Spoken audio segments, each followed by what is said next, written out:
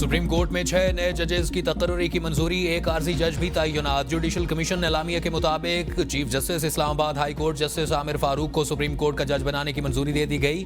Chief justice Sindh high court Shafi Siddiqui, Balochistan high court के chief justice Hashim Kakar और Peshawar high court के chief justice Ishtiaq Ibrahim को सुप्रीम कोर्ट जज बनाने की मंजूरी दे दी गई।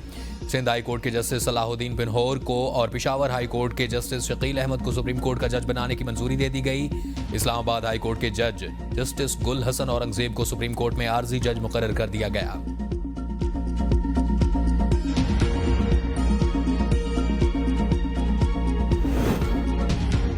जुडिशल कमीशन इजलास में तल्ख जुमलों का कोई तबादला नहीं हुआ। Member judicial commission Akhtar Hussain की गुफ्तगू, कहा लाहौर हाई कोर्ट के 2 जजेस के हवाले से इजलास में तहफ़्फ़ुज़ात सामने आए। जस्टिस मंसूर ने कहा इस्लामाबाद हाई कोर्ट में सीनियरिटी इशू हल होने तक इजलास मुअख्खर किया जाए। चीफ जस्टिस याहिया अफरीदी ने वाज़िया कहा कि इजलास मुलतवी नहीं हो सकता। जस्टिस मुनीब अख्तर ने भी जस्टिस मंसूर अली शाह के मौक़िफ़ की तायीद की। मैंने और जस्टिस जमाल मंदुखेल ने जस्टिस आमिर फारूक को सुप्रीम कोर्ट में लाने की मुखालफत की। कहा जस्टिस आमिर फारूक की साख पर शक नहीं, लेकिन सीनियरिटी का मसला पहले हल होना चाहिए। चीफ जस्टिस ने कहा कि जस्टिस गुल हसन को टैक्स केसेस के लिए लाना चाहते हैं। मियां गुल हसन औरंगजेब की तैनाती की हमने मुखालफत नहीं की। मैं ज़ाती तौर पर 26वीं आईनी तरमीम के खिलाफ हूँ। 26वीं आईनी तरमीम के हवाले से आईनी बेंच को फैसला करना चाहिए।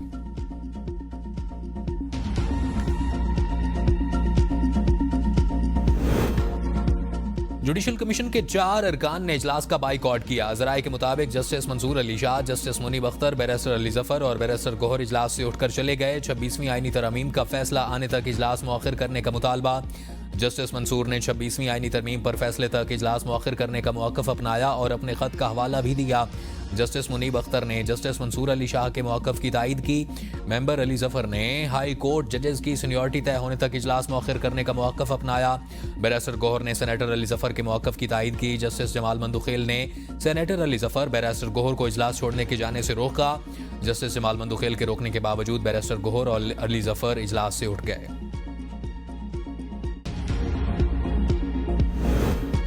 जब तक 26वीं आईनी तरमीम का फैसला नहीं होता तब तक जुडिशल कमीशन मुअख्खर होना चाहिए था। बैरिस्टर गोहर कहते हैं कि जुडिशल कमीशन इजलास में 8 जजेस का फैसला होना था। तहरीक इंसाफ ने 26वीं तरमीम के खिलाफ दरख्वास्तें दायर की हैं जो इल्तवा में हैं और इनकी समाअत तक जुडिशल कौंसिल का इजलास नहीं होना चाहिए। बैरिस्टर अली जफर ने कहा कि जब तक इस्लामाबाद हाई कोर्ट में जजेस की सीनियरिटी का फैसला नहीं होता तब तक इजलास मुअख्खर होना चाहिए था। सीनियरिटी का मसला भी इल्तवा पर है, लेकिन हमारी नहीं मानी गई। IMF प्रोग्राम के बाद मैक्रो इकनॉमिक में इस्तेहकाम आया है। वज़ीर आज़म शहबाज शरीफ की दुबई में पाकिस्तानी सरमायाकारों और ताजरों से गुफ्तगू, कहा मुकम्मल मुआशी इस्तेहकाम के हुसूल के लिए सफ़र जारी है। मुआशी इस्तेहकाम का सफ़र तवील, मुश्किल और चैलेंजेस से भरपूर है। मुआशी तरक्की के लिए इशारे बेहतर हुए हैं। बरामदात में इजाफा हो रहा है। शरह सूद में नुमाया कमी हुई है। IT बरामदात में मुसलसल इजाफा हो रहा है। जनवरी में तरसीलात ज़र $3 अरब तक पहुंच चुकी है, जबकि गुज़श्ता साल के मुकाबले में बरामदात में भी इजाफा हुआ है। वज़ीर आज़म 2 रोज़ा दौरे पर मुत्तहिदा अरब इमारात पहुंच गए। शहबाज शरीफ वर्ल्ड गवर्नमेंट समिट में खिताब करेंगे।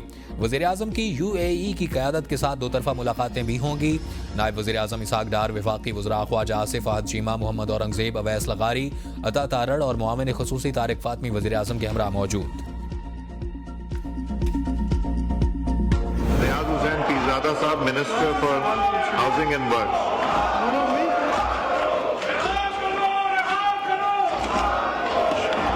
शुक्रिया स्पीकर साहब। स्पीकर अयाज सादिक की ज़ेर सदारत कौमी असम्बली का इजलास। PTI के रुकन कौमी असम्बली मियां गौस प्रोडक्शन ऑर्डर के बावजूद इजलास में शरीक न हो सके। अपोजिशन की जानिब से हंगामा आराई, वॉकआउट भी किया। उमर अयूब ने कहा हमने आज भी पूरी कोशिश की कि स्पीकर हमें फोरम दें। बदकिस्मती से स्पीकर कौमी असम्बली और हुकूमत कठपुतलियां बन चुके हैं। मियां गौस को प्रोडक्शन ऑर्डर के बावजूद असम्बली में पेश नहीं किया गया। इस्लामाबाद पुलिस ने हमारे वकला को ज़द्दोकूब किया। पुलिस की जानिब से अहमद चट्ठा के घर पर तोड़ फोड़ की गई। हमारी एक कारकुन को पुलिस तशद्दुद के बायस हार्ट अटैक की वजह से इंतकाल कर गई।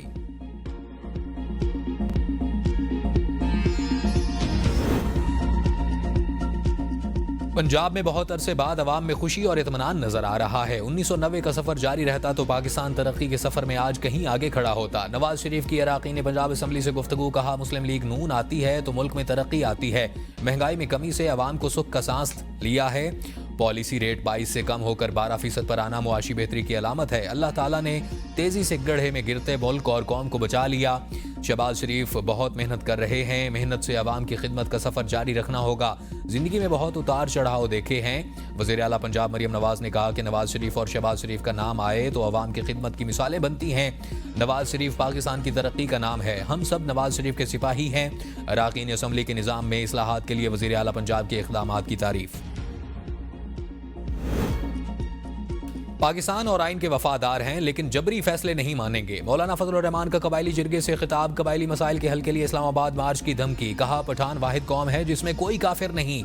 मशरान ने जिरगा बुलाया, ये एहसान है और हम जिरगों को कदर की निगाह से देखते हैं। हमने इंजमाम की मुखालफत नहीं की लेकिन हमारा मौक़िफ़ था कि फाटा की अवाम के मशवरे के बगैर इंजमाम का फैसला ना किया जाए। कबाइल से जो वादा किया गया वो अमन का था। अमन होगा तो हर किसी की इज्जत व आबरू महफूज होगी। अमन होगा तो इंसानी हुकूक पामाल नहीं होंगे। अमन होता तो बेरोजगारी नहीं होती। आज कबाइली इलाकों और खैबर पख्तूनख्वा में अमन नहीं है।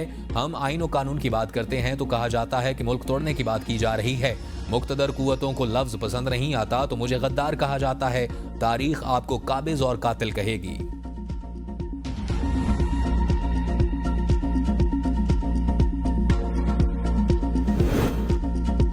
तहरीक इंसाफ निजाम के अंदर रहकर जिद्दोजहद जारी रखेगी। बैरिस्टर गोहर कहते हैं कि हुकूमत ने तहरीक इंसाफ को मैंडेट दिया। अराकीन असम्बली की तनख्वाहें बढ़ाने के फैसले को मुस्तरद करते हैं। मौजूदा हुकूमत अपना एक भी हदफ पूरा नहीं कर सकी।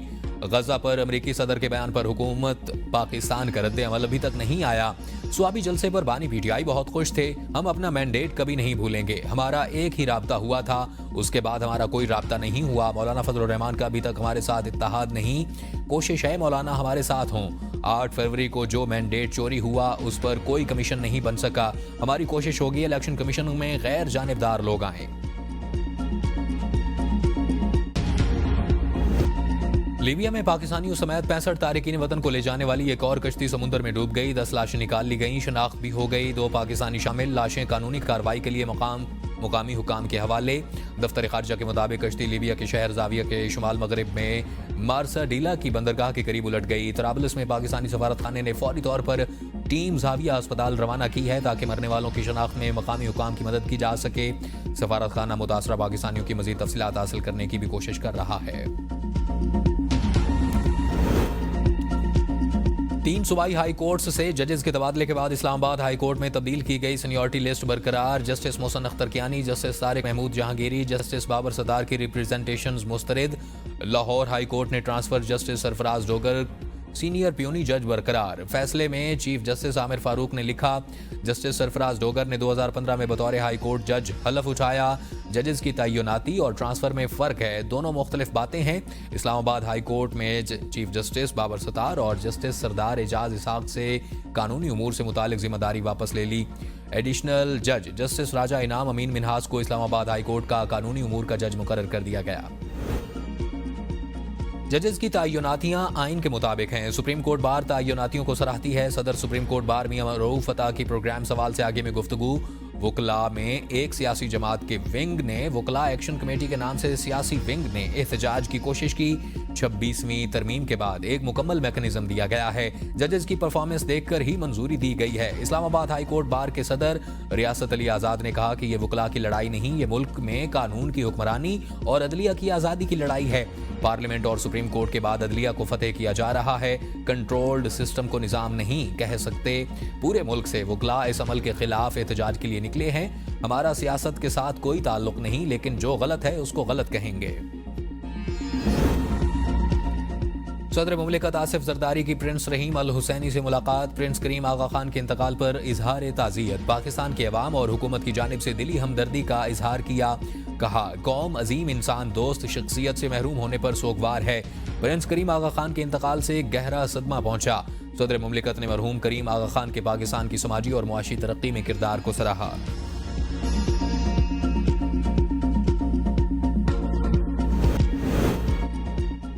कुरम में फरीकैन का असलहे की हवालगी पर इत्तफाक न हो सका। फरीकैन ने असलहा जमा कराने का अलग अलग तरीकाकार जमा कराया है। हुकूमत का असलहा जमा कराने के तरीकाकार पर गौर। ज़राए के मुताबिक किसी एक तरीकाकार पर इत्तफाक न होने पर मामला ग्रैंड जिरगे में जाने का इम्कान। ग्रैंड जिरगे ने जिस तरीकाकार पर भी फैसला दिया उस पर अमल दरामद किया जाएगा। जिरगा मेंबर फ़खर जमान का कहना है कि ग्रैंड जिरगे में फरीकैन के नुमाइंदे हैं, जो फैसला करेंगे हुकूमत उस पर अमल दरामद कराए। जिरगा मेंबर ने मुतालबा किया है कि बिगन बाजार के मुतासरीन को फौरी मुआवजा अदा किया जाए और मुतासरीन की बिगन में जल्द आबादकारी के लिए इक़दाम किए जाएं।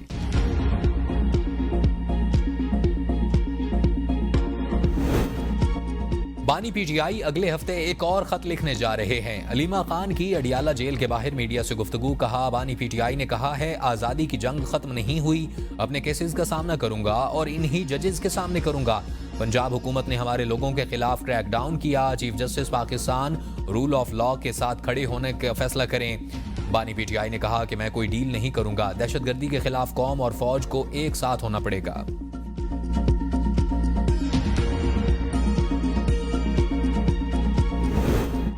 बानी पीटीआई कोई खत नहीं लिख रहे, ये प्रोपेगेंडा टूल है। नून लीगी रहनुमा राना सनाउल्लाह कहते हैं कि बानी पीटीआई फौज को बदनाम करने की कोशिश कर रहे हैं। ऐसी हरकतों से ये अवाम और फौज में दूरियां पैदा नहीं कर सकेंगे।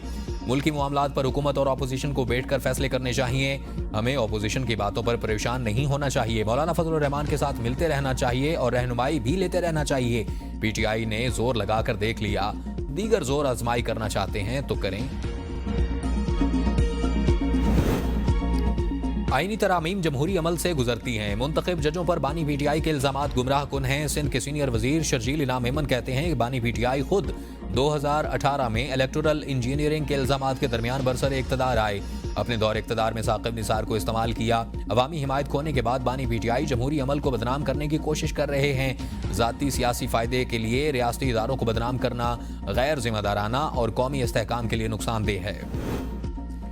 कौमी असम्बली की कायमा कमेटी बराए इंसानी हुकूक का इजलास। चेयरमैन कमेटी हामिद रजा अडियाला जेल का दौरा एजेंडे से निकालने पर बरहम। कमेटी चेयर करने से इनकार। कहा, एजेंडा वफाकी वजीर की मर्जी से तय हुआ था। आखिरी वक्त पर हमें बताया गया कि ये रिवाइज्ड एजेंडा है। हम सिर्फ अडियाला जेल दौरा करके जेल मैनुअल का जायजा लेना चाह रहे थे। एक तयशुदा चीज जो एजेंडे से निकलना हमारी तौहीन है। जब तक अडियाला जेल के दौरे को एजेंडे को शामिल नहीं किया जाता, मैं इस कमेटी का हिस्सा नहीं बनूंगा। रुकन कमेटी रियाज फतियाना ने कहा कि एजेंडा वफाकी वजीर और चेयरमैन कमेटी मिलकर फाइनल करते हैं, ताहम फाइनल करने का इख्तियार चेयरमैन कमेटी को हासिल है।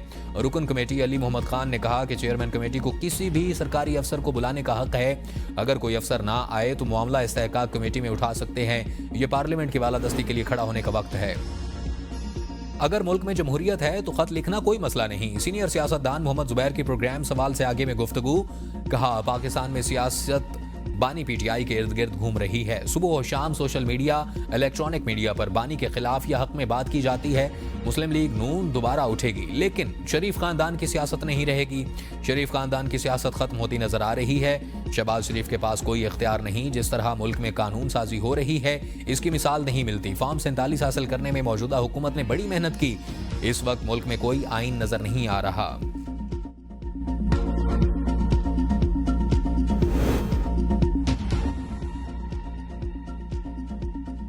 हुकूमत और इदारों को साबित करना होगा कि वाकई डायलॉग चाहते हैं। एहतजाज आखिरी फैसला है। सदर पीटीआई खैबर पख्तूनख्वा जुनैद अकबर की ABN न्यूज़ के प्रोग्राम में खुसूसी गुफ्तगू। इस हुकूमत और इसके पीछे लोगों पर एतबार नहीं, हम एहतजाज में जाएंगे। और उनका मजीद कहना था कि एहतजाज के मुख्तलिफ ऑप्शन हैं, डी चौक भी है, अभी कोई फाइनल नहीं हुआ। ये तो नहीं होगा कि एक तरफ डायलॉग करें, दूसरी तरफ हम पर पर्चे करें। आज सोशल मीडिया पर मेरे खिलाफ मुहिम से जाहिर होता है कि लोगों को चोट लगी है। सबको पता है कि सूबे की तारीख का सबसे बड़ा जलसा था। जैसे ही बानी पीटीआई नए लाएअमल का ऐलान करेंगे, उसको पूरा करने की पूरी कोशिश करूंगा। वज़ीर कानून आज़म नज़ीर तारड़ का पीका एक्ट में तरमीम पर नजरसानी का इंदिया। कहा, दाखिला और इत्तलाआत की वजारतें 3 स्टेक होल्डर्स के साथ बातचीत कर रही हैं। कानून में तब्दीली करना पार्लिमान का इख्तियार है। अगर तमाम मुतल्लिका फरीक किसी एक नुक्ते पर मुत्तफिक हो गए तो इस कानून को दोबारा देखा जा सकता है। वज़ीर आला मरियम नवाज ने तजावज़ात मुहिम के दौरान बेरोजगार होने वाले अफराद को रोजगार देने का ऐलान कर दिया। छोटे कारोबार और रेहड़ी वगैरह की बहाली के लिए इक़दामात का जायजा लेने की हिदायत। मरियम नवाज ने कहा कि किसी गरीब से रोजगार छीनना नहीं चाहते, लेकिन ट्रैफिक की आसानी के लिए तजावजात का खात्मा नागुज़ीर है। हर शहर में इंसदाद तजावजात मुहिम के मुतासरा अफराद के लिए मुतबादिल जगह फराहम की जाएगी। पाकिस्तान में दहशतगर्दी अंदरूनी मामला नहीं, बैरूनी साजिश के तहत कराई जा रही है। काबू पाने के लिए सिक्योरिटी इदारे अपना भरपूर किरदार अदा कर रहे हैं। वज़ीर आला सिंध मुराद अली शाह की फ्रांस के सफ़ीर निकोलस गाले से गुफ्तगू। 2022 के सैलाब से मुतासरीन की बहाली पर तबादला ख्याल। मुराद अली शाह ने कहा कि मुल्क की मुआशी सूरत हाल के बायस तरक्याती प्रोग्राम मुतासिर हुआ। अब मुआशी सूरत हाल बेहतर हो रही है, फ़ायदा पूरे मुल्क को होगा। सिंध में अमन व अमान की सूरत हाल बहुत बेहतर है और सरमायाकारों के लिए बहुत मुफीद है। हुकूमत मुख्तलिफ मनसूबों की फहरिस्त फराहम करेगी ताकि फ्रांस की कंपनियों को सिंध में लाया जाए। फ्रांस के सफ़ीर ने फ्रांसीसी कंपनीज की सिंध में सरमायाकारी में दिलचस्पी का इजहार किया। शर्मिला फारूकी ने दरियाए सिंध से नहरें निकालने के मामले पर कौमी असम्बली में उठा दिया है। पीपी रहनुमा ने ऐवान में खिताब के दौरान कहा, सिंध के बाज़ इलाकों में मुर्दे को गुस्ल देने के लिए भी पानी दस्तयाब नहीं होता। इरसा में सिंध के नुमाइंदे को गन पॉइंट पर नहरों के मंसूबे पर कायल किया गया। दरियाए सिंध से नाजायज पानी निकाला गया तो जंग होगी। किसानों से गंदम न खरीद कर हुकूमत ने पहले ही किसानों को मार दिया है। अब सिंध के किसान को पानी नहीं मिलेगा तो वो जीते जी मर जाएगा। मुश्तरका मुफादात कौंसिल का 11 माह से इजलास नहीं बुलाया गया। हम मुतालबा करते हैं कि इजलास बुलाया जाए।